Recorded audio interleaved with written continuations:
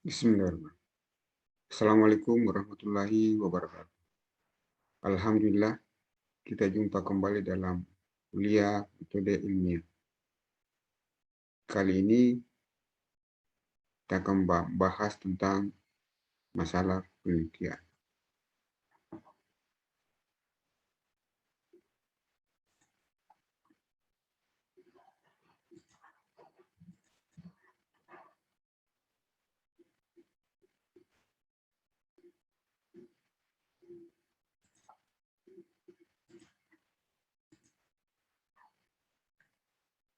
Masalah penelitian itu, pokok bahasan masalah penelitian itu kita akan bagi dalam 4 sub pokok bahasan. Yang pertama adalah identifikasi dan sumber masalah.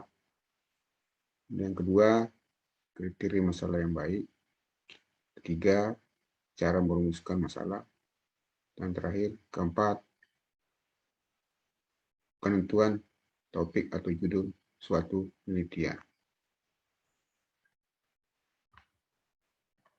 Kita ketahui bersama bahwa langkah paling awal dan merupakan kunci penting dalam proses penelitian ilmiah itu adalah penemuan masalah.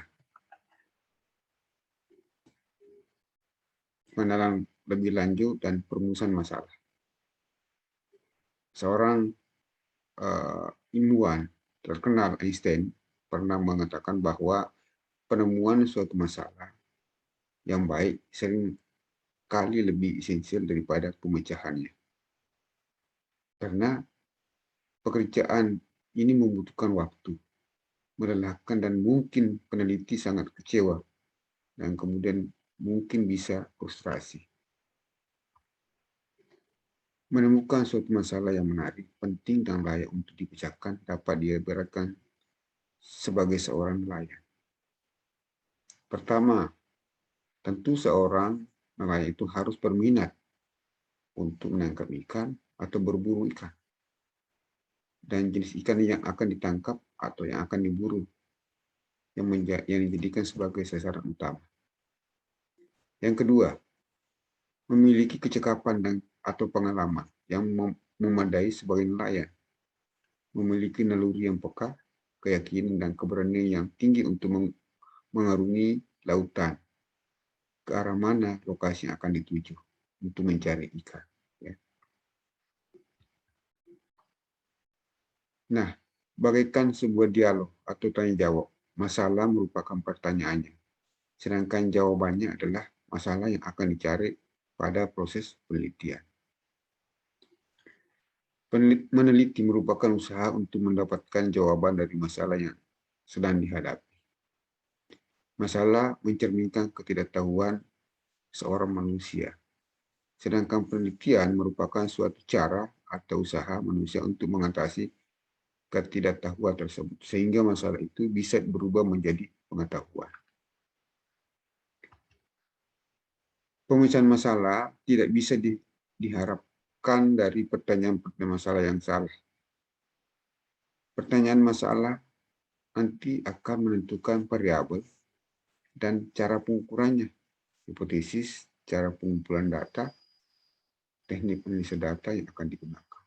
Oleh karena itu, bagian ini dibahas mengenai pengenalan dan sumber masalah, kemudian kriteria masalah yang baik, kemudian berikutnya yang ketiga, cara merumuskan masalah, dan keempat, menentukan topik atau judul penelitian.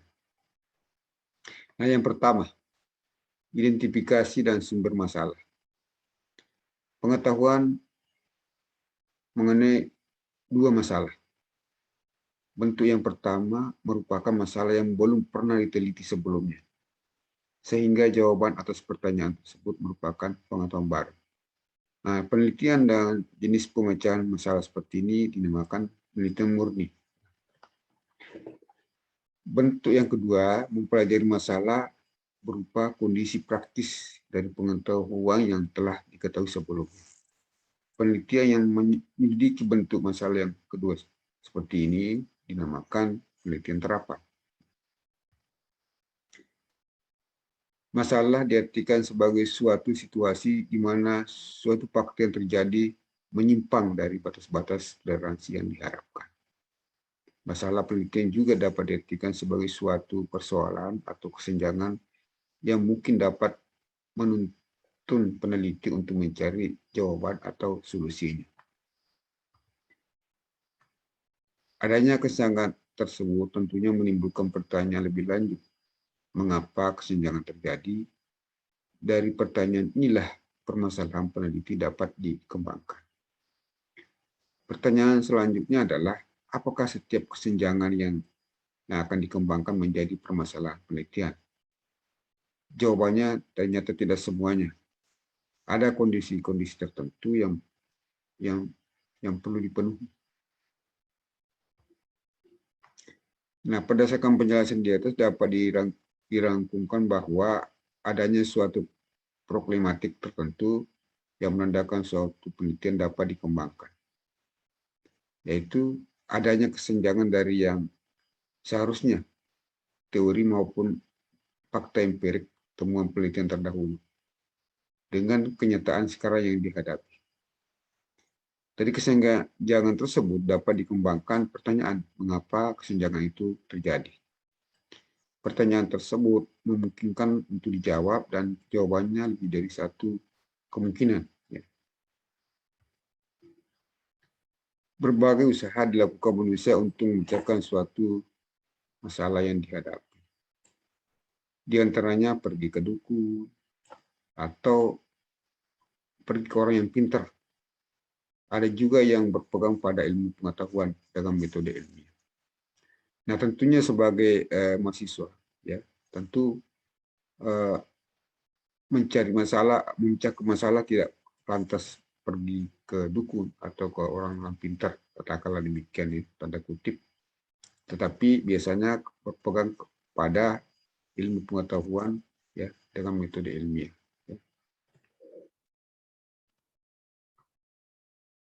Berlatar belakang keilmuan atau terdidik di bidang budidaya perikanan misalnya, seharusnya berorientasi kepada ilmu pengetahuan yang kita miliki dan merupakan konsekuensi logis dari atau secara ilmiah. Melalui proses bertanya, peneliti mencoba mengenali masalah lebih dalam secara terarah, fokus, dan menilai beberapa pilihan yang mungkin dapat digunakan untuk memecahkan masalah yang dihadapi. Kegiatan penelusuran ilmiah dapat dilaksanakan melalui telaah pustaka yang memadai dan bentuk-bentuk komunikasi ilmiah lainnya seperti diskusi, seminar, dengan berbagai pihak dalam atau forum tertentu yang berwenang atau yang mempunyai kegiatan di bidang yang ditekuni. Nah, menurut Nasir, berbagai sumber permasalahan penelitian dapat digali, diidentifikasi, dan dikembangkan antara lain dari pengamatan terhadap kegiatan manusia, bacaan, analisis bidang pengetahuan, ulangan, serta perluasan. Cabang studi yang sedang dikerjakan, pengalaman dan catatan pribadi, praktik serta keinginan masyarakat, bidang spesialisasi, pelajaran dan mata pelajaran yang sedang diikuti, pengamatan terhadap alam sekitar, dan diskusi-diskusi ilmiah. Jadi banyak sekali sumber permasalahan yang bisa kita gali secara ilmiah. Nah, yang kedua adalah kriteria masalah yang baik. Walaupun masalah ilmiah itu beraneka ragam dan terkendali, tidak ada satupun cara yang dianggap tepat untuk menyatakan bahwa suatu pernyataan masalah itu adalah baik. Tetapi beberapa ciri masalah dan pernyataan masalah dapat dipelajari dan dapat digunakan untuk ditarik manfaatnya. Menurut Musa dan Anasution, bahwa ada 3 kriteria yang dapat apakah suatu masalah atau pernyataan masalah cukup baik, antara lain. Yang pertama, masalah itu haruslah menyatakan suatu hubungan. Masalah harus menyatakan suatu hubungan antara 2 atau lebih variabel. Sebagai konsekuensi dari hal tersebut, maka rumusan masalah akan merupakan pernyataan atau pertanyaan seperti, apakah A berhubungan dengan B? Bagaimana A dan B berhubungan dengan C? Bagaimana A dan B pada suatu keadaan tertentu, C dan D? Itu adalah masalah-masalah yang berkaitan dengan hubungan. Masalah yang lebih nyata misalnya, apakah respon benih kerapu terhadap pakan buatan seagresif atau sama terhadap ikan runcah? Jadi kalau dalam bidang perikanan kita bisa lihat bahwa pertanyaan tadi itu berhubungan antara pertanyaannya adalah apakah ada respon ikan, apakah sama responnya atau sama agresifnya antara kalau kita berikan ikan kerapu itu pelet atau pakan buatan dengan ikan runcah. Dengan demikian kita bisa menjelaskan bahwa masalah haruslah padat, definitif, dan dapat dinyatakan dalam beberapa hipotesis alternatif. Masalah dapat saja mengenai kondisi-kondisi yang mengontrol dan fakta-fakta yang diamati. Selanjutnya, pemecahan masalah tersebut dapat dipergunakan sebagai dasar untuk mengetahui dan mengontrol fenomena-fenomena yang sedang diteliti. Yang kedua, masalah haruslah dinyatakan dengan jelas, tidak menduga, khusus, dan dalam bentuk pertanyaan langsung yang menggambarkan bentuk masalah yang dihadapi.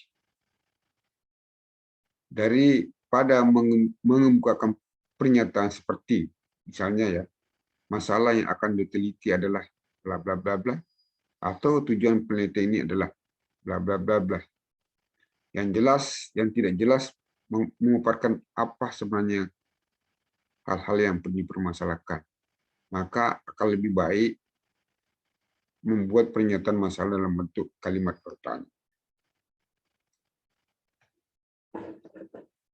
Nah, tujuan penelitian itu kan tidak harus sama dengan tujuan pemecahan masalah. Demikian juga terhadap implikasi atau kegunaan dari hasil penelitian. Misalnya pada tujuan penelitian untuk menentukan periode penguasaan terhadap pertumbuhan dan kelangsungan hidup benih ikan kerapu. Tujuannya, sedangkan masalahnya adalah apakah respon benih kerapu terhadap pakan buatan atau pelet seagresif atau sama terhadap ikan runcah. Nah, karena demikian bahwa masalah itu atau tujuannya tadi adalah penelitian ini implementasinya adalah akan menentukan lama penguasaan terhadap dapat memberikan sumbangan dalam meningkatkan agresivitas benih ikan kerapu macan dengan pemberian pakan buatan. Itu yang ketiga adalah masalah haruslah memiliki implikasi dan dapat diuji secara empiris. Masalah dan pernyataan masalah harus dirumuskan agar cukup memberi kemungkinan implikasi dapat dilakukan dengan suatu pengujian empiris. Suatu masalah yang tidak memiliki implikasi untuk diuji, hubungan-hubungan yang diformulasikan bukan suatu masalah ilmiah. Hal ini memberi implikasi bahwa bukan saja hubungan-hubungan harus dinyatakan dengan jelas, tetapi juga harus mengandung pengertian bahwa hubungan tersebut haruslah dinyatakan dalam variabel-variabel yang dapat diukur. Nah, selain ketiga kriteria masalah yang baik, kriteria masalah yang baik menurut Nasir haruslah mempunyai visibilitas dan harus sesuai dengan kualifikasi peneliti. Nah, terkait dengan visibilitas, ini berarti bahwa data dan metode yang untuk memecahkan masalah haruslah tersedia. Biaya untuk memecahkan masalah secara relatif haruslah dalam batas kemampuan. Waktu untuk memecahkan masalah haruslah wajar. Biaya dan hasil haruslah seimbang. Administrasi atau sponsor harus kuat, tidak bertentangan dengan hukum dan adat. Itu adalah visibilitasnya. Sedangkan kualifikasi peneliti terkait dengan minat atau bidang ilmu, atau derajat ilmiah atau pendidikan formal peneliti. Ya. Katakanlah misalnya seorang ahli budidaya perairan atau akukultur haruslah memiliki judul mengenai budidaya perairan. Tidak pantas misalnya seorang sarjana perikanan meneliti masalah tentang faktor-faktor yang mempengaruhi penyebaran virus corona, misalnya di Nusa Tenggara Barat. Atau seorang sarjana hukum memilih masalah penelitian yang berbunyi apakah terdapat pengaruh jarak tanam terhadap pertumbuhan rumput laut. Ya. Masalah yang dipilih haruslah menarik keinginan peneliti, memberikan harapan kepada peneliti untuk menemukan jawaban ataupun menemukan masalah lain yang lebih penting dan lebih menarik. Berikutnya adalah cara merumuskan masalah. Dua proses untuk merumuskan masalah dengan baik.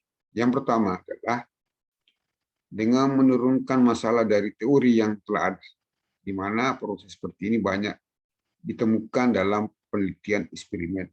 Misalnya spirulina.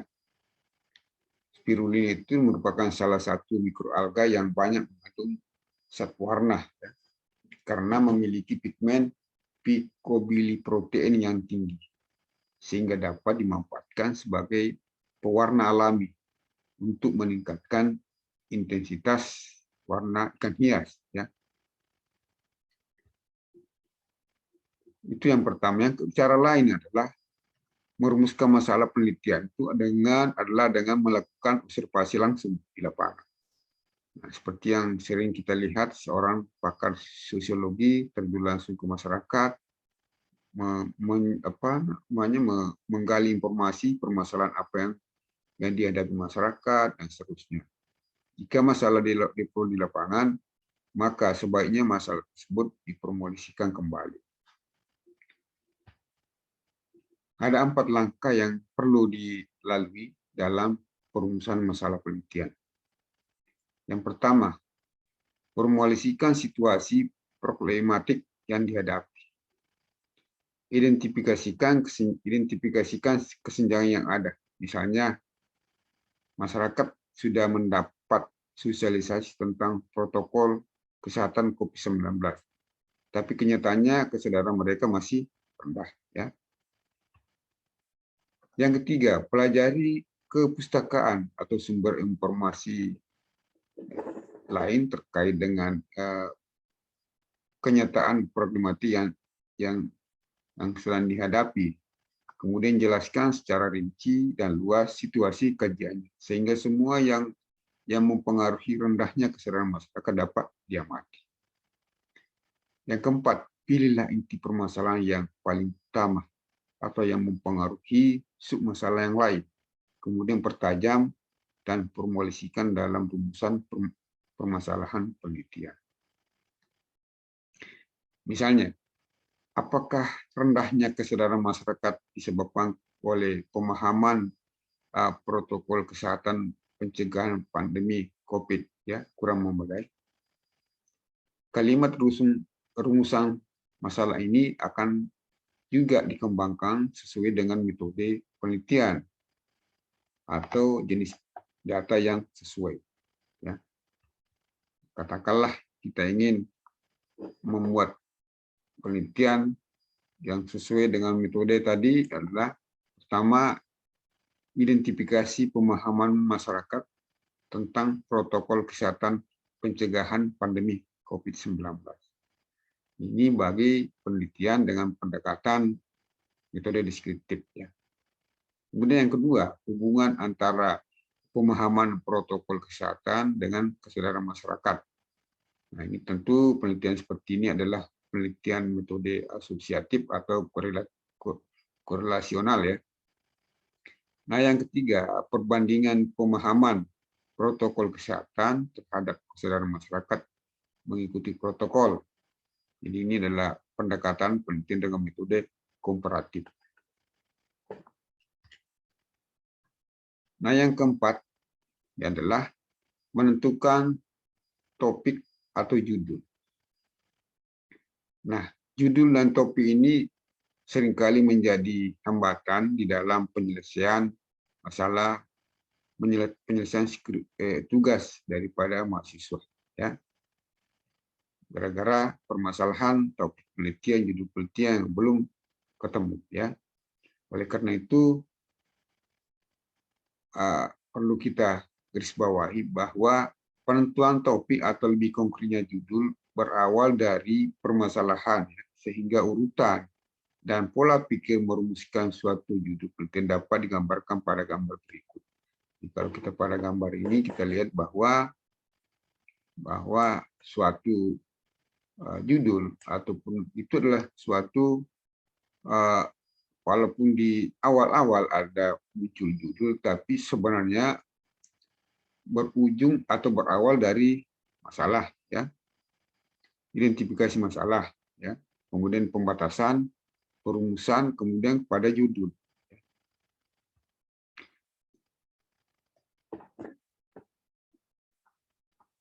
Dalam penyajian ilmiah, karya ilmiah, baik itu laporan penelitian, skripsi, tesis, ataupun disertasi, judul ditempatkan pada bagian paling awal penelitian.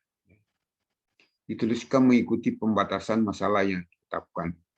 Judul mencerminkan topik dan isi dari penelitian. Oleh karena itu, judul tidaklah merupakan harga mati. Selama proses penyusunan proposal atau proses penelitian berlangsung, sangatlah mungkin terjadi perubahan redaksional pada suatu judul penelitian. Bahkan dalam judul sebaiknya sudah menggambarkan apa yang telah diteliti. Contoh, ya, kasus pertama, seorang mahasiswa budidaya perairan tertarik untuk meneliti kualitas air pada kolam yang digunakan untuk budidaya ikan. Nah, pertanyaan-pertanyaan muncul atau yang akan diajukan dan ingin diketahui oleh mahasiswa tersebut adalah, yang pertama, apakah kualitas air di kolam mengalami fluktuasi secara nyata? Yang kedua, jika iya, bagaimana dan apa yang mempengaruhi dinamika atau fluktuasi tersebut? Kemudian ketiga, parameter kualitas air apa saja yang mengalami fluktuasi secara nyata. Nah, contoh kasus yang kedua, seorang mahasiswa budidaya perairan tertarik dan berminat untuk mengembangkan ikan kerapu dengan menggunakan pakan buatan atau pelet pada periode pendirian. Maka pertanyaan yang muncul yang pertama adalah, apakah respon benih kerapu terhadap pelet bisa agresif atau sama terhadap ikan rucah? Jika tidak, bagaimana caranya supaya ikan kerapu seagresif jika diberikan pelet? Nah, ternyata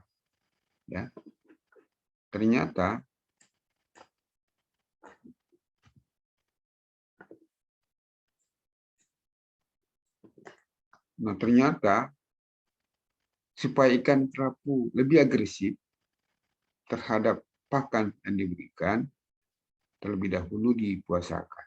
Ya. Berapa lama dipuasakan? Nah, itulah menjadi pertanyaan. Ya, jadi itu kasus kedua. Nah, berdasarkan pernyataan-pernyataan tersebut, maka dapat dirumuskan topik atau judul penelitian yang bersifat tentatif sebagai berikut. Ya. Misalnya, dinamika kualitas air kolam untuk budidaya ikan. Itu pada kasus pertama. Itu sudah judul, ya. Kemudian yang kedua, pertumbuhan benih ikan kerapu macan, ya, dengan pemberian pakan buatan, ya, atau pelet. Itu pada contoh pada kasus 2. Nah, pernyataan tentang topik tersebut akan berbeda berdasarkan selera dari individu dan penekanan yang ingin difokuskan pada kegiatan penelitian.